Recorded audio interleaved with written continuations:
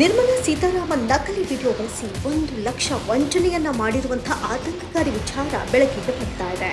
ಹೌದು, ಕೇಂದ್ರ ಹಣಕಾಸು ಸಚಿವೆ ನಿರ್ಮಲಾ ಸೀತಾರಾಮನ್ ಅವರು ಮಾತನಾಡ್ತಾ ಇರೋದು ಎಂಬಂತೆ ಬಿಂಬಿಸಿದ ನಕಲಿ ವಿಡಿಯೋ ತುಣುಕನ್ನ ಸೈಬರ್ ಕಳ್ಳರು ಬಳಸಿಕೊಂಡು ವೃದ್ಧರೊಬ್ಬರಿಗೆ 1 ಲಕ್ಷ ವಂಚನೆ ಮಾಡಿದ್ದಾರೆ. ದೊಡ್ಡಬೊಮ್ಮಸಂದ್ರ ನಿವಾಸಿ ವೇಣುಗೋಪಾಲ್ ಅವರು ನೀಡಿದ ದೂರನ್ನಾಧರಿಸಿ ವಿದ್ಯಾರಣ್ಯಪುರ ಠಾಣೆಯ ಪೊಲೀಸರು ಈ ಪ್ರಕರಣವನ್ನು ದಾಖಲಿಸಿಕೊಂಡು ತನಿಖೆಯನ್ನು ಕೈಗೊಂಡಿದ್ದಾರೆ. ಕಡಿಮೆ ಹಣ ಹೂಡಿದರೆ ತ್ವರಿತವಾಗಿ ಹೆಚ್ಚು ಲಾಭ ಗಳಿಸಬಹುದು ಎನ್ನುವಂತಹ ಜಾಹೀರಾತನ್ನು ಆಗಸ್ಟ್ 27ರಂದು ವೇಣುಗೋಪಾಲ್ ಅವರು ಸೋಷಿಯಲ್ ಮೀಡಿಯಾ ಯೂಟ್ಯೂಬ್ನಲ್ಲಿ ನೋಡಿದ್ರು. ಅದರಲ್ಲಿ ನಿರ್ಮಲಾ ಸೀತಾರಾಮನ್ ಅವರು ಮಾತನಾಡ್ತಾ ಇರುವಂತೆ ಸೃಷ್ಟಿಸಿರುವ ವಿಡಿಯೋ ತುಣುಕನ್ನು ವಂಚಕರು ಬಳಸಿಕೊಂಡಿದ್ರು.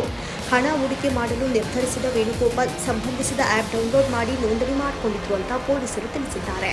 ಇನ್ನು ನೋಂದಣಿಯಾದ ತಕ್ಷಣ ಕರೆ ಮಾಡಿದ ಅಪರಿಚಿತ ವ್ಯಕ್ತಿ ತಾನು ಟ್ರೇಡಿಂಗ್ ಮ್ಯಾನೇಜರ್ ಅಂತ ಪರಿಚಯಿಸಿಕೊಂಡು 22,000 ಹೂಡಿಕೆ ಮಾಡುವಂತೆ ತಿಳಿಸಿದ್ದ. ಆತನ ಸೂಚನೆಯಂತೆ ಆನ್ಲೈನ್ ಮೂಲಕ ಹಣ ಪಾವತಿಸಿದೆ. ಬಳಿಕ ವಿವಿಧ ಕಾರಣಗಳನ್ನು ನೀಡಿ ಹಂತ ಹಂತವಾಗಿ 1,04,000 ಹಣವನ್ನು ಹೂಡಿಕೆ ಮಾಡಿಕೊಂಡ ಸೈಬರ್ ಕಳ್ಳರು ಹಣ ನೀಡದೆ ವಂಚಿಸಿದ್ದಾರೆ ಅಂತ ವೇಣುಗೋಪಾಲ್ ದೂರಿನಲ್ಲಿ ಉಲ್ಲೇಖಿಸಿದ್ದಾರೆ.